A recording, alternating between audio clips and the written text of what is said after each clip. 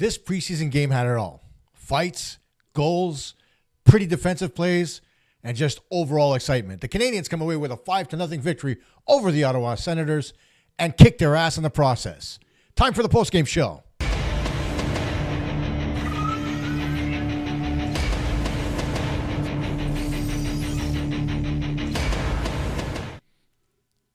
Hey gang, Costa here from Puck Talk Montreal. Welcome to this September 30th edition of the postgame show as the Montreal Canadiens beat the Ottawa Senators handily by a score of 5-0 at the Centre Vidéotron in Quebec City this evening.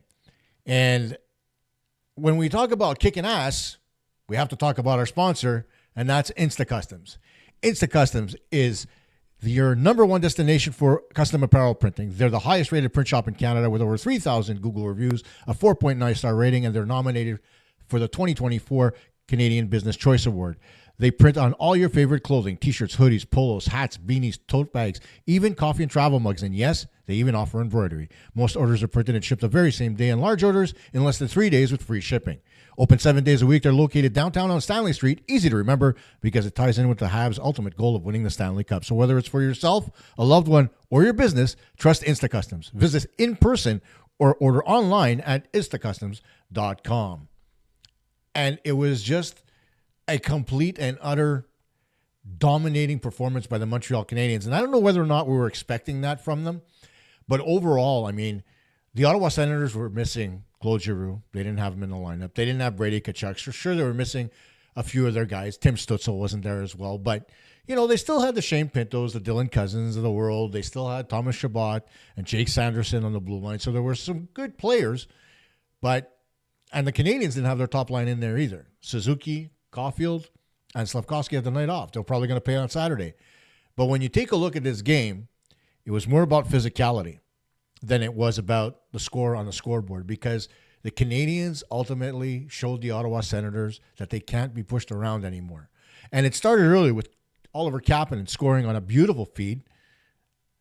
You see this pass coming right here. Matheson to Newhook, to Kapanen, and scores. And that's how the game began. A beautiful setup to Kapanen, who was in the slot, and absolutely one-timed that shot behind the Ottawa goaltender, whose name escapes me. Hang on a second, because they don't have the game sheet up. So hang on as I look. And they don't even have the starting goaltenders on here. I apologize. They just don't have anything here. Hang on. No, that's Canadiens. Who's the goalie? It wasn't. It was Merlinen. There you go. It wasn't Ullmark, that's for sure. But overall, I mean, there wasn't much Merlinen can do because the Ottawa Senators just had no response for the Montreal Canadiens. After that, we got our first fight of the night where Florian Jacquet takes on Jenik of the Ottawa Senators. And Florian absolutely takes care of business here. And the fun part is he pops him a few times in the head, and ultimately he cuts him on the bridge of his nose. That's going to be important a little bit later. But the period ended 1-0. The Canadiens with the lead. They go into the locker room. All seems fine in the world. Then in the second period, it's time for Patrik Laine. And the key here is Demidov's pass. Look how quickly he recognizes the lane's open. He comes down a bit. Bang, the pass is gone. Laine puts it in the net. Makes it 2-0 for Montreal. And that's what you want to see, right? Quick execution, good shots on goal, one-timer past the goaltender, it's 2-0. And then to get in on the action as well, Alexandre Carrier, who's a native of Quebec City, so you know he had family in the crowd, he scores on a rip right into the top corner to make it 3-0. And the Canadiens are in business and have a comfortable 3-0 lead. Then the fun stuff begins as Arber Xhekaj comes in. I don't know how this happened, but to me it looked like Struble cross-checks Jenik in the face, right? Right under the chin. And McEwen has words. It says something, and it just lights up Xhekaj. Just watch. Okay, here's a cross-check from Struble. Now, McEwen comes in. He says something. Watch how fast this happens. Oh, there goes Xhekaj. Grabs him, and here we go. Pop, pop, pop. Down goes McEwen, and now Struble grabs Jenik and pop, pop, down he goes. And the thing about that shot is that it pretty much busted Jenik's nose. He was a crimson mask and went to the locker room after that. And I'm not sure whether or not he came back into the hockey game and goes, holy hell, what a shot by Jaden Struble. Then the third period came around and the Canadiens scored a couple of more goals, including a power play goal here from Lane Hudson, who steps in and doink, puts it home with traffic in front. And then the final nail in the coffin, a beauty of a setup by Brendan Gallagher to Kirby Dach, who swipes at the puck, watches it as he gives it to Gallagher here, and then as the puck comes back out of midair, he puts it by Merlanen to make it 5-0. Dach had a fantastic night. Gallagher had 3 assists. Demidov had a couple of assists. Laine got on the board. There were a lot of guys that got involved on the score sheet, but they also played a very good defensive game, and there were 3 in particular. Here you see Gallagher take the puck right off the goal line and swing it away. And, oh, yeah, I had to bring in this hit. Bolduc absolutely taking out Holloway along the boards right at the stanchion. Doesn't hit him in the head, but, Holloway is trying to sell it. But he gets up and he stays in the hockey game, so nothing doing. And then here's Dach, after a giveaway on the power play, makes a diving play to get that puck away and stop that scoring chance on that 2-on-0 on Jakub Dobeš. So the Canadiens were really defensively responsible in this hockey game. And so that's why you saw that 5-0 result. You also saw it because the winning all those fights took the soul away from the Ottawa Senators. Last year, at this very same time, these two teams played each other, and the exact same thing happened. And both teams ended up starting their season like garbage. Ottawa, I think, was 8-11-3, and the Canadiens were 7-11-3 or something to that effect. And so it didn't help the teams at all. And I think that they were expecting this in this first game, which is why the Canadiens put the 2 Jackeyes and Struble in the lineup. And boy, did it work. McEwen got sent down to the minors last year, and after the shit kicking he took in this game, I think the same thing is going to happen to him. And as we talk about the good and the bad from this hockey game, let's talk about our other sponsor, and that is Precious, oh my God, cheapesttshirts.ca. Proudly Canadian and trusted by thousands of customers, cheapesttshirts.ca delivers unbeatable value. You'll always get the lowest prices for same-day shipping, even next-day delivery, so your order arrives fast. With over 1,000 products and more than 36 trusted brands like Gildan, Jerseys, and American Apparel, their selection is unmatched. Whether you're shopping for everyday clothing, tote bags, aprons, and so much more, you'll find it all in one place. Cheapesttshirts.ca is the go-to source for businesses, events, apparel printing companies, and resellers, or people just looking for the best deals on everyday clothing. Plus, enjoy free shipping on larger orders and a simple, easy-to-use website that makes ordering online a breeze. Get the cheapest deals in Canada today at cheapesttshirts.ca. So let's take a look at the good and the bad of this hockey game. The good was pretty much most of the Montreal Canadiens lineup. Joe Veleno, good, killing off penalties, and there were a lot of them in this hockey game, as we outlined. The Canadiens, 3 for 10 on the power play. That was great, 30%. And the power play, Ottawa had no answer. The Canadiens were getting chances galore. They missed the net a few times, but really they had free will in the offensive zone, which was nice to see. And again, not even their first power play unit out there. So it bodes extremely well for the upcoming season. You take a look at Florian Xhekaj, Arbor, Jaden Struble, playing a physical game. That was great because they dominated on that side when it came to what they did against the Ottawa Senators. You take a look at Patrick Laine. Laine, you got to give him credit, guys. As much as we've all criticized him for his inability to play a defensive game, he was in the defensive zone a hell of a lot, making good plays, good reads, getting the puck out of the zone, and being physical. And that's what we want to see from Laine, and that's what we got today. Whether or not that translates into the regular season, I don't know, but you got to give credit where credit is due. You can tell he's working on his game, and it just came through tenfold tonight. You take a look at Brendan Gallagher with 3 assists. Gallagher, always the workhorse, always in the gritty areas, making plays at his own net, making plays at the offensive zone. I mean, there's nothing you could say about Gallagher, right? He is what he is. He's a grinder, and he's a great hockey player. And it just continues. Demidov with a pair of assists. He was shifty all night long. Lane Hudson breaking ankles the entire night. It was beautiful to see. We hadn't seen it yet to this point in the preseason, but he absolutely started doing what Lane Hudson does. And, I think everybody was waiting for it. And tonight, the Ottawa Senators got it. And, of course, there's Jakub Dobeš. Sure, he only faced 16 shots in the hockey game, but he was good when he was called upon. So there was a lot going on tonight. Alexandre Carrier played extremely well. Kirby Dach. I mean, I'd be remiss if I didn't mention Kirby Dach. Scoring on the power play, winning key faceoffs, leading to goals. He won the faceoff that led to the Lane Hudson power play goal in the third period. So, I mean, there's a lot that Dach did tonight in his own zone, in the offensive zone, and getting hit physically. You could tell he's able to take it. He was engaged. Really nice to see from him. And then there's Oliver Kapanen. Kapanen was flying all night long, having a great game, scoring a goal early in the hockey game, maintaining his offensive awareness in the zone and complementing his line mates extremely well. So there was a lot there, and he showed extremely good things going into, the last cuts of the preseason. And then there was the bad.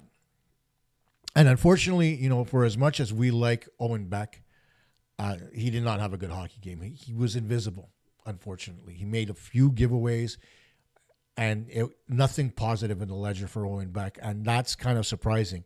It could very well be just because of who he was playing with, but overall, you would expect somebody who's on the precipice of being cut from the Montreal Canadiens or making the team to give you a little bit more of an effort, and that just wasn't there. One thing that I was really disappointed in today was the Ottawa Senators. And it comes back to what I was talking about the other day of playing the Leafs all the time, right? These are rivals.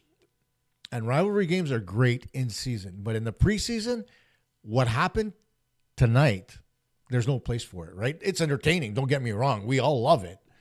But the preseason is for making decisions as far as your team's composition and how you want to be going into the season. So you really need guys to perform their regular duties, like watching Arbor Xhekaj play defensively, stuff like that.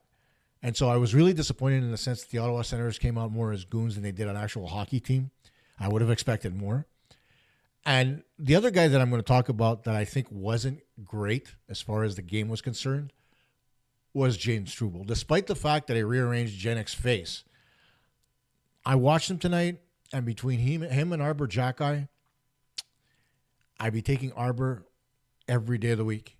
And that's saying something because Arbor last year, he kind of like the way he played, he changed my perception of what I thought he was as a defenseman. This year, he's brought it all back because he's agile, he's physical, he moves the puck well, he's good in his own zone, he does all the right things, and that's what I want to see from him. So good on him for changing his game around. Struble, man, I don't know. I wish there was more to you. Offensively, you brought nothing. Defensively, you made a few mistakes, giving away the puck. Man, I would have wanted to see more. And then the one guy I forgot to mention as far as the good and the bad, because he was right in the middle, was Adam Engstrom. At certain points of the hockey game, he looked really good. At other points of the hockey game, he was making mistakes and giving away the puck. And the thing about the Canadiens was they were trying to get a little too fancy, especially on the power play, which led to that scoring chance on the 2-on-0 that Kirby Dach broke up. You need to be responsible with the puck, whether you're on the power play, at 5-on-5, or killing penalties. Those chances are not always going to end up being defended like that by Kirby Dach. There could be a bounce, there could be whatever, and it could end up in the back of your net. So you need to be sound in your decision-making. You can't just throw pucks back into your own zone expecting your forwards to be there. You got to look, right? When you take a look at Engstrom making a drop pass on the power play and Lane Hudson making a drop pass on the power play, you'll notice that Hudson turns and looks before he releases the pass. And if he doesn't see anybody there, he'll shift his hips and he'll skate it forward. Engstrom, a couple of occasions in this hockey game, didn't turn around and just turn the puck backwards, and it ended up more often than not on an Ottawa stick. Most of the time, they didn't get very good chances. Obviously, like I said, only 16 shots on goal in this hockey game. But there are going to be teams that are going to take advantage of that, especially given the fact that they know the Canadiens will use that slingshot. So get away from it. Try to use a little bit different approach, like having Laine carry the puck in or having, Lane Hudson skated up the zone, even Mike Matheson, because he's prone to do that as well on the power play if he's there. We'll see what happens with Noah Dobson. Dobson, of course, and Caden Gooley not in the lineup tonight, still nursing their groin injuries, but they were on the ice earlier today, so they are skating, which is a good thing. But, it's just One more game in the preseason, and we'll see where that goes. So the Canadiens had to be really proud of their effort tonight. 23 shots on goal, 30% on the power play. And, you know, they're the multiple players on the score sheet, whether it was in the penalty box or actually getting points. So there's a lot to be happy about in this hockey game. There's going to be a few decisions to make, and there's still one more exhibition game to go. For example, you take a look at Jakub Dobeš. He had a good game. Let's see what happens with Kaapo Kähkönen on Saturday night and whether or not he can steal the backup position from Dobeš. I don't know if that's going to be the case because both guys are playing well, and I think Dobeš has actually earned it based on his play from last season. When you have a .909 save percentage at the National Hockey League level, it's nothing to scoff at. So, you know, maybe Kähkönen goes down. Maybe they put him on waivers and somebody claims him. I don't know. But we'll see what happens on Saturday night. It's going to be interesting, to say the least, because you know Kähkönen's going to want to put his best foot forward. I don't know whether or not the Canadiens are going to put Owen Beck in that last game. I think he's going to want another shot on a more offensive line than the one he played on. But, you know, I think in tonight's hockey game, the Canadiens may have been better served putting Beck on the wing along with Newhook and I think it was Bolduc, right? Or Newhook and Laine? I can't remember anyway. I think it was Newhook and Bolduc. No, sorry, Newhook and Kapanen. There you go. So they could see a little bit more from Owen Beck as far as his offensive output is concerned because they put him on a checking line, right? They had him out there with Jake Evans. And that's not going to help him all that much. Playing with Evans and Anderson, their primary job is checking. And I don't know whether or not that's the direction that they want to take with Owen Beck, but I don't think he's very comfortable with it. He can do it, but I don't think it's his comfort zone. And I think tonight he got caught in between, right? So that's why it didn't look like he was all that productive, whether it was offensively or defensively in the hockey game tonight. Now, I want to switch gears a little bit here and talk about something that happened. I can't remember if it was today or yesterday, but it comes with a little bit of an intro. Asti de crise de tabarnak, asti de calice de vierge. Asti de crise de tabarnak, asti de calice de vierge. Now, I want somebody to explain to me exactly what the hell Bill Guerin is doing, giving Kirill Kaprizov an 8-year, $17 million AAV contract. That's $136 million for the next 8 seasons. In what world do you think you live in? I mean, I know there are a lot of you out there that are quite young that watch this podcast.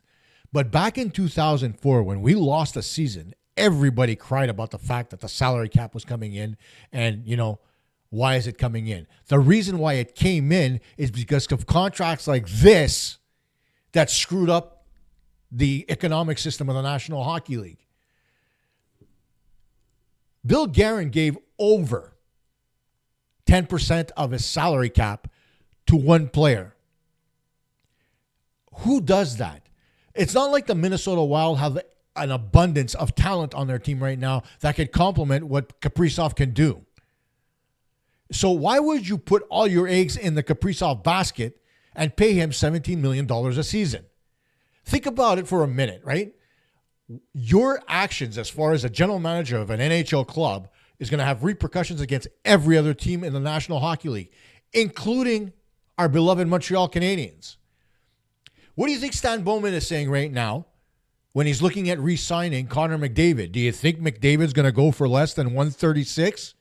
I think not. Considering he's perennially one of the leading scorers in the National Hockey League, he's going to ask for more. When you take a look at what Lane Hudson may be asking for, granted, he's a defenseman, and Noah Dobson makes $9.5 million, but what's he going to ask for? 11 a season? And what about Demidov? If Ivan Demidov lives up to what we expect him to be as far as talent is concerned, what the hell is the Canadiens going to end up having to pay him? Like, the market is extremely unstable right now because of what Bill Guerin did. He screwed up the entire ecosystem for the NHL because Kaprizov was greedy. He offered Kaprizov $12 million and Kaprizov said no. and he sucked another $5 million out of him. For what? What justification do you have for giving one player $17 million? I want to understand this. I understand that he's a fantastic player. Do not get me wrong. But every superstar in this league is going to look at that contract and start salivating. And then every team in this league, despite the fact that the cap is going up $20 million, which is effectively what Minnesota decided to give Karisov, right, is that $20 million increase that's coming up over the next couple of years. What the hell? I don't understand this league sometimes. They were 20 years ago, they were in so much trouble because there were so many teams that were struggling to make ends meet. So many teams. And now you've come right back to where you were before. Even if you've got the salary cap, even if it's going up, you know there are teams out there that cannot compete with that level of spending. I don't even think Minnesota can. What? Okay, the owner signed off of it, but what the hell? I don't care if he did or he didn't.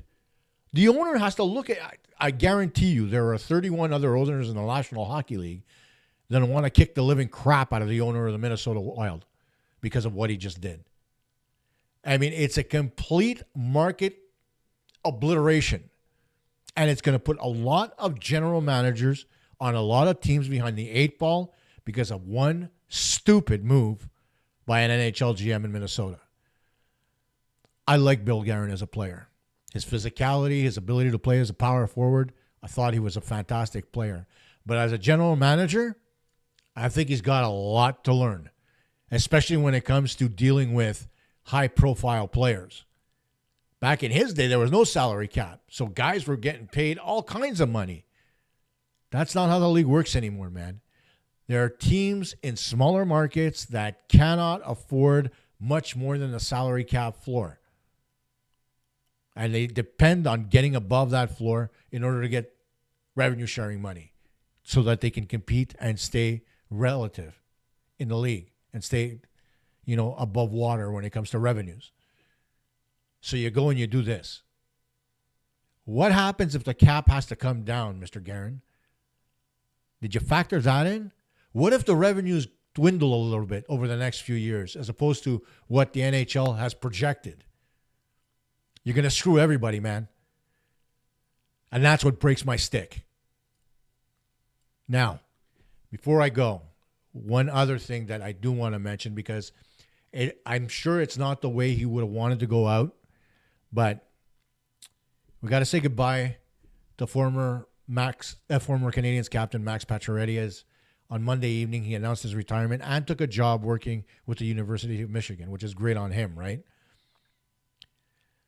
It's a sad day because his Achilles tendons, he had injuries on both of them, and that's the reason why he had to retire. Really, people didn't want to take a chance on him, and you know how it is. The minute a player ruptures an Achilles, he's playing on borrowed time, and that's what happened with Max. Despite the fact that last season he was a catalyst for the Leafs, especially in the playoffs, something that we rarely saw during his career, especially with the Canadiens. He was among the best scorers in the National Hockey League for a good 5-year stretch, scoring perennially 30 goals with the Habs. The minute he got the C on his chest, it kind of changed the way people viewed him, and I thought that was a little unfair. But overall, Max Pacioretty was a hell of a player. He famously, if you remember, told Jacques Martin, if you're not going to play me, just send me down to the minors to Hamilton so I could play. Because I want to play more than sitting in the press box and eating hot dogs. And that's what the Canadiens did. He finished his season, and the next year, they put him right up with the big team. It's always good to have a guy that speaks his mind. The problem with Patches, though, is when he became the captain, he stopped speaking his mind and became a politician. I think if we would have stayed true to himself, the fans would have appreciated it more. But hindsight is 20/20, right? And we can't really say much more than, he was a great player for the Canadiens. He gave us a lot of excitement, scares when it came to the hit by Chara. But overall, more excitement than anything else from Max Pacioretty. So we wish him nothing but the best in his retirement. And hopefully he could teach Michael Hage a thing or two about being a Hab. Because now that the former captain is with Michael Hage, and I'm sure Hage knows all too well who Max Pacioretty is, right? Being a Habs fan himself. It's going to be interesting what changes come about from Max Pacioretty's influence in Michigan. That's it for now, gang. I want to thank our sponsors, instacustoms.com and cheapesttshirts.ca. And we'll have more for you tomorrow.